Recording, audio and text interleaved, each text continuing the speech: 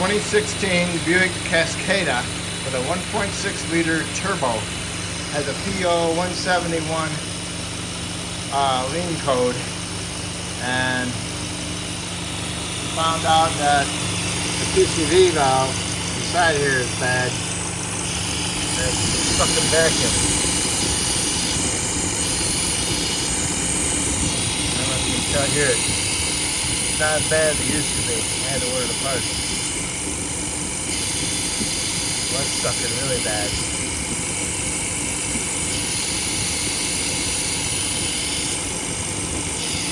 Okay, that is actually part of the valve cover.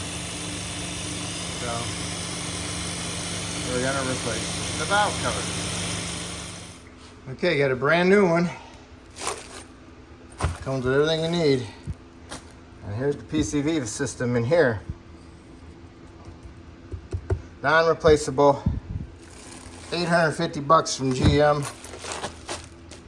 Get it from GM Parts Giant for 525 bucks. So, all right. So when you get your new one, look at it, you know, and get an idea, what does this involve, okay? Because coils, injectors,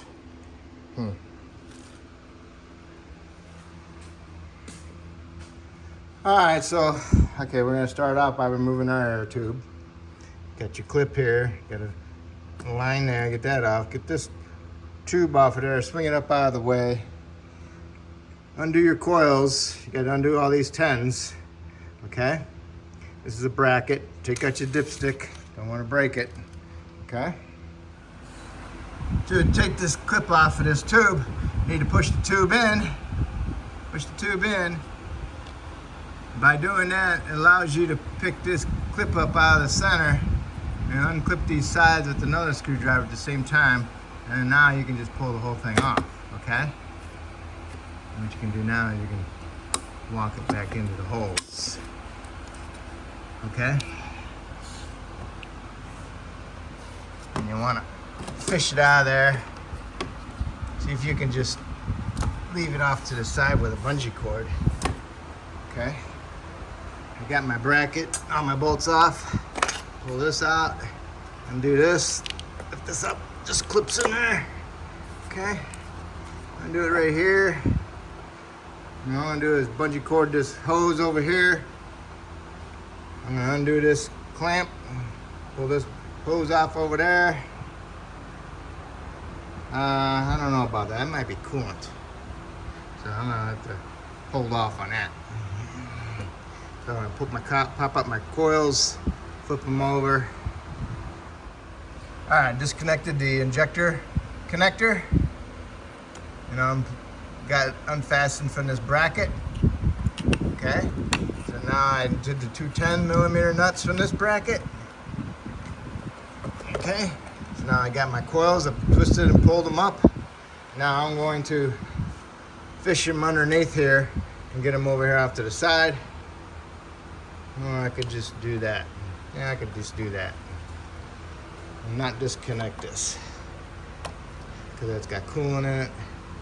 We'll see how that goes. I still might have to undo it just because it's kind of going by it. We'll see. What I think I'll do is I'll undo this bolt and this bolt. I'll just leave that one alone. That way it can swivel on that flex part right there also. All right, next thing. Okay, got that coil line, got my coil wires over there. Next thing you need to do is remove this fuel line. It has a 10mm bolt over here, and a 17mm wrench for here, and a 17mm wrench for that one, okay? And you need a 13mm wrench for these two bolts holding this bracket on, okay? Okay, I got it. The mile-long bolts there. Wow. Okay. Each injector has a connector on it, okay? So we don't have to disconnect them because they connect to the injectors. What we need to do is unbolt the fuel rail, and unbolt each injector and then wiggle them back and forth and pull up. That's the plan. But before that, we got to blow out all the dirt and debris that's down in there. So you want to cover up all your ports so nothing blows into them.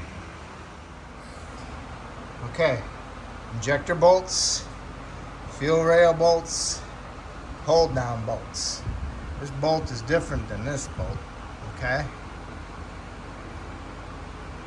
This one's got a rubber bushing. These all have rubber bushings. These don't, okay? And take note, those will come off, okay? I don't know if there's a rubber bushing below, underneath them, but it looks like it there is. So beware of that also when you get it apart, you don't lose any of them, okay? Next, you need to remove these two bolts off of the top of each injector. And they are a T25, okay? A T25, and they are not magnetic, so do not drop them.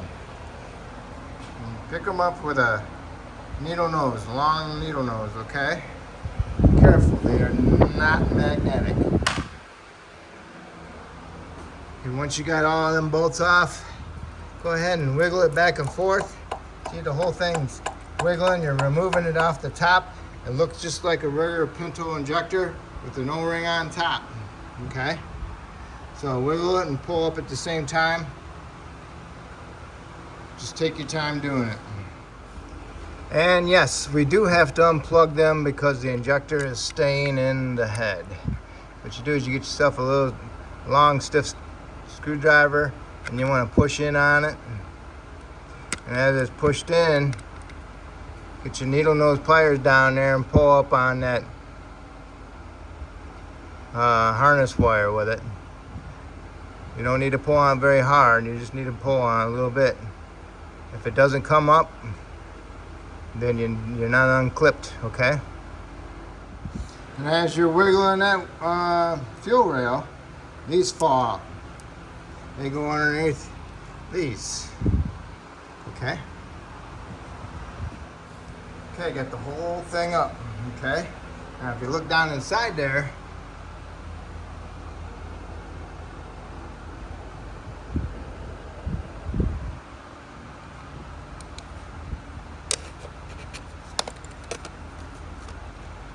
see the other part of the bottom of it from the bolts that hold them down. Let's see that? Okay, each one of them has one of those. Okay, all right, you get my idea.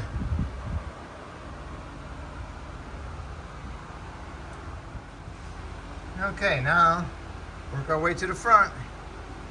We've got two nuts there to remove this bracket right here.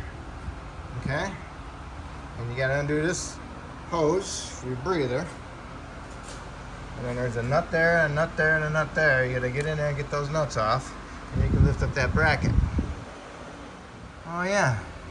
Come over here and there. Remember those one long bolt and a short bolt? These go underneath these. Huh. Okay. Sorry I didn't see that, but I'm glad I found it. Okay, I'll put it with my stuff. Okay, to get this hose off, I sprayed it with some brake clean and worked it in there and then got it off. Now for this, it's got a metal tube that goes to plastic. I took this connector out of there, the bracket. Got this harness out of the way so I pushed the line over so I can get my socket on the nut. Removed all three nuts, lift it up, push it off to the side. If you want to go ahead and take these off, that's up to you. You get this out of the way. Now you can go around and take all your bolts out. Okay? They should stay inside the valve cover and come off with it. Okay, you got all your bolts loose. Just double check, make sure you got them all. and stick a little angle in here and pry it up. If it comes up pretty easy, then you got all the bolts off. If it's still kind of stuck on there, double check, make sure you got all your bolts. Okay? Alright, you got your valve cover off? Okay, no problem. Next you want to do is go over here and inspect your upper guide. Make sure it's not broke or anything, because it should look like this, okay? Make sure them pieces aren't broke off. That way you know you're not going to have anything going on in the future. And when you clean this off, make sure you clean this silicone off there that direction. Same thing with this one, that direction. Don't let it fall in there. Should be some silicone over here in the corners. Nope, none there, just right there. And then you want to inspect your cam lobes. Make sure they're nice and shiny. Make sure they don't got any big grooves in them and don't look right compared to the other ones, okay? So go ahead and clean it all up. Try not to spray any brake clean in there or you're gonna get any dirt or anything. Okay, and then when you're going back together, put some silicone right here, silicone right there, silicone right here, and silicone right there. And put your valve cover in there and snug it down equally. Okay, cleaned up my head. If you're using a sharp scraper, drag it. Don't push it, drag it. Okay, drag the back side of it, okay? It works really good on aluminum. Okay, inspect your valve cover, make sure the gasket's in properly. Put some silicone on the little pads, put some on a little angle right there. And then go ahead and bring it over and fish it in there best you can. Might want to hold this up out of the way, hold it up. Hold it up probably be a bit better idea. Yeah, use a bungee cord, hold it up. Got it in there. Tucked it underneath the air snorkel. And then placed it down, got it out of the way of that. And just fell right into place. Okay, now get all your bolts started and then start snugging them up inside out, okay? Okay, you snugged up all your bolts. Now you're working from the inside out, you know, crisscross patterns, 8 foot-pounds, okay? After you got that done, now we can go ahead and put our little bracket on there and our bracket on here and our hose, okay? Okay, I got my bracket on there, my 2 10s. Got my front bracket on with my 3 10s. And my bracket in the back with my 2 13mm bolts. Now all I need to do is brush some grease on my injector O-rings. And put a little bit of grease inside my fuel rail fittings here. So it helps it slide onto the injectors. These 4 spacers that went underneath the fuel rail tops for the injector, for the O-rings.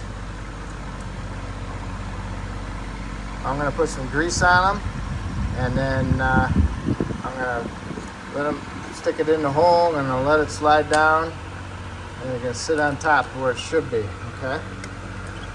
So I'm going to wipe some grease on that and the grease will help hold it in place. Okay, I got grease on the bottom of it. Now watch.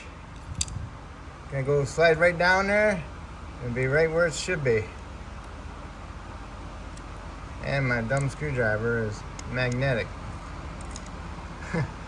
Okay. Okay, put your fuel rail down in there. Careful you don't knock those little spacers off.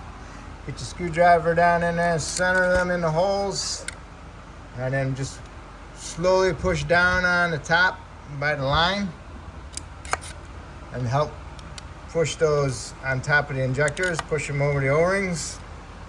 Once you've done that, then you can get all your little bolts started and then you can put these spacers in there. Okay, got all those little T25 bolts, get them all started with your fingers. And then next you can get these started on the top bolts for the injector to go in the big holes, okay? And double check to make sure those little spacers are still in there also. Okay, Get all your little screws started and get all your big screws, bolts on the injectors started.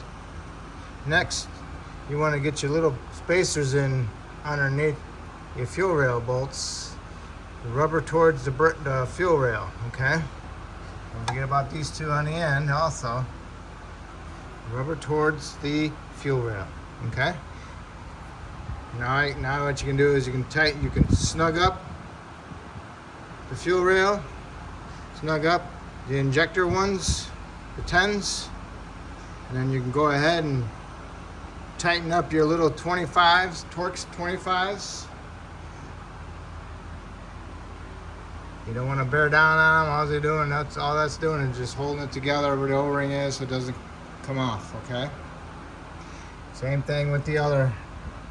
I would say the 10 millimeters are probably 5 foot-pounds, and then little ones are probably maybe